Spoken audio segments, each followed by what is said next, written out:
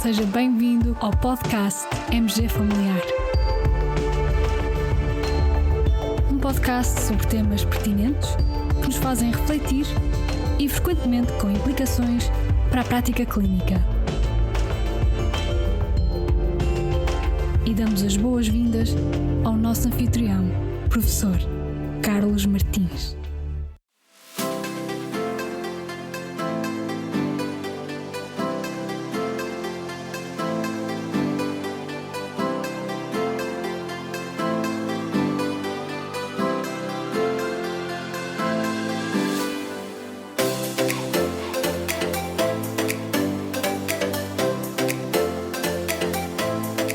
Acaba de sair, há poucos dias, uma atualização da norma de orientação clínica número 04 de 2017 sobre a abordagem do sarampo, sobre os procedimentos perante uma suspeição clínica ou caso possível de sarampo.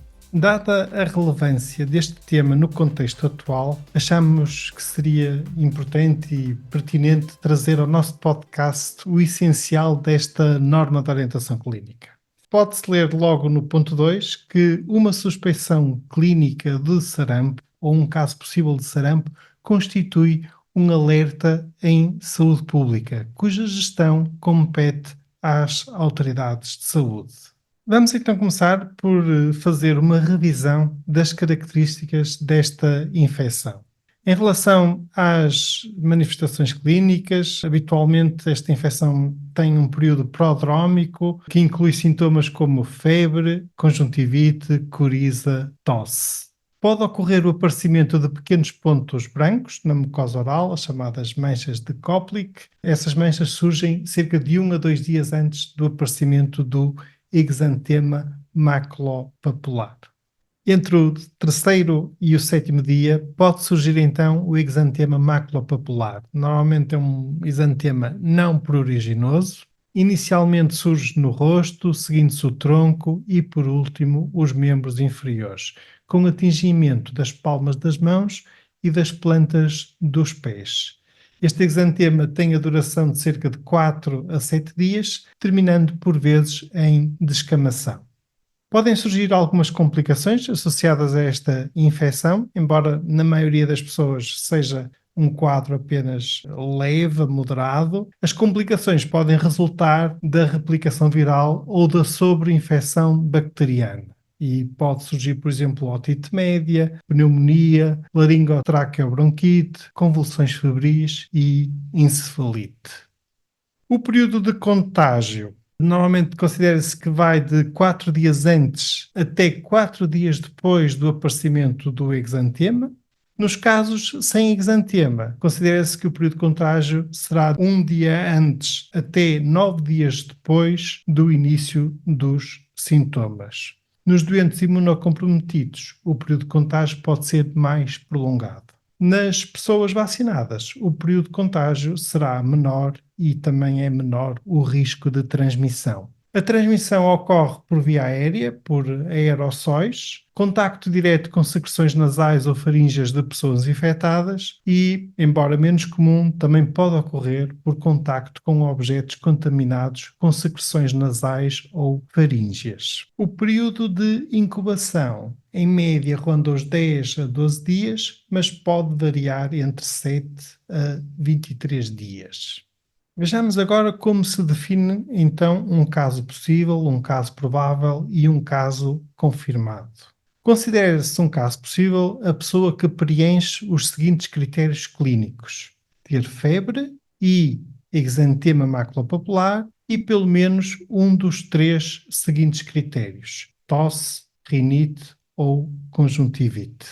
Considera-se um caso provável a pessoa que preenche estes critérios clínicos e também os critérios epidemiológicos, ou seja, que tenha uma ligação epidemiológica com um caso confirmado. E considera-se um caso confirmado a pessoa que preenche os critérios clínicos laboratoriais, desde que os testes tenham sido efetuados no Laboratório Nacional de Referência para o Sarampo e Rubéola, que é o Instituto Nacional de Saúde Dr. Ricardo Jorge.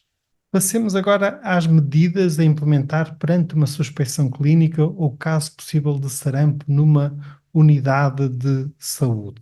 Informação esta que consta no quadro 2 desta norma de orientação clínica. Então, perante uma pessoa que à entrada informe de um ou mais dos seguintes sintomas, febre, erupção cutânea, tosse, rinite ou conjuntivite, ou que refira exposição a caso de sarampo, deverá ser fornecida a essa pessoa uma máscara cirúrgica e deverá ser encaminhada para uma sala separada com porta fechada. Essa pessoa deverá manter sempre a máscara na unidade de saúde e também, se tiver que ser transportada para outra unidade de saúde, como ocorre, por exemplo, de uma unidade de cuidados de saúde primários para um hospital, deverá manter a máscara durante o transporte. Depois, seguir-se-á a avaliação clínica por um médico dessa unidade de saúde e, após diagnóstico de uma suspeição clínica ou um caso possível de sarampo, deve então ser mantido o isolamento do doente e apenas devem prestar cuidados diretos a essa pessoa os profissionais vacinados com 2 doses de vacina ou então que apresentem história credível de sarampo. Se a detecção deste caso possível ocorrer numa unidade de saúde dos cuidados de saúde primários, então aí o médico que avalia o doente deve notificar o caso de sarampo no Sistema Nacional de Vigilância Epidemiológica, no SINAV-MED. Depois também deve referenciar o caso para o hospital da área, em transporte próprio do doente ou em ambulância, com máscara colocada, não esquecer este aspecto, e essa referenciação para o hospital da área deve-se realizar após contacto prévio com o chefe da equipa do serviço de urgência. Deve também ser informado o coordenador da unidade de saúde, a autoridade de saúde de nível local, o coordenador local do Programa de Prevenção e Controlo de Infecção e da Resistência aos Antimicrobianos, chamado PPCIRA, e o responsável do Serviço de Saúde Ocupacional. Deve ainda realizar-se a identificação e registro de imediato de todos os contactos desse caso, profissionais, utentes, acompanhantes na unidade de saúde e em articulação depois com a autoridade de saúde a nível local. Por outro lado, também deve ser informado o doente e a família sobre as medidas a ter no âmbito do seu isolamento físico, nomeadamente o evitar o contacto com outras pessoas e que provavelmente essas pessoas e a família será depois contactada pela autoridade de saúde. Será depois, ao nível do hospital, que será realizada a colheita de amostras e o envio ao INSA. Após a colheita dos produtos biológicos, se o doente estiver clinicamente estável, pode regressar ao domicílio, devendo restringir os contactos com outras pessoas, conforme já foi dito, até se obter o resultado laboratorial. Se o caso for confirmado, deve manter a restrição de contactos até 4 dias, inclusive após o aparecimento do exantema, ou até 9 dias após o início dos sintomas, se ausência do referido exantema. Se o doente tem indicação para internamento hospitalar, então deve ficar em isolamento, em quarto com pressão negativa, até 4 dias após o aparecimento do exantema, ou também os tais 9 dias após o início dos sintomas, se ausência de exantema. Nesta mesma norma, também é recordado que a vacina, no fundo, é a melhor medida de prevenção, protegendo os próprios e aqueles que não podem ser vacinados por não terem idade ou por contraindicação à vacinação.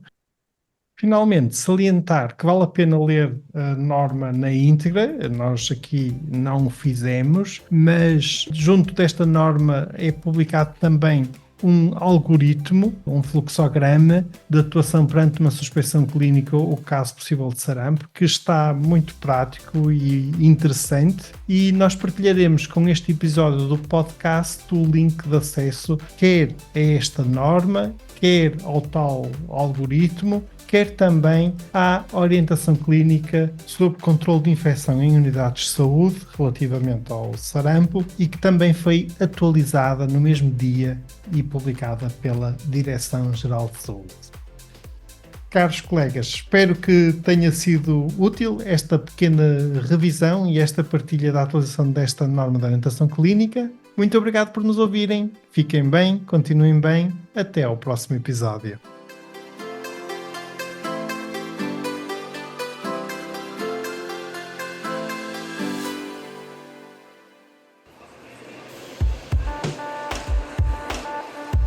terminamos assim esta edição do podcast MG Familiar. Muito obrigada por nos ouvir. Se desejar completar a sua leitura, muitos dos conteúdos abordados neste podcast estão disponíveis em www.mgfamiliar.net. Até ao próximo episódio.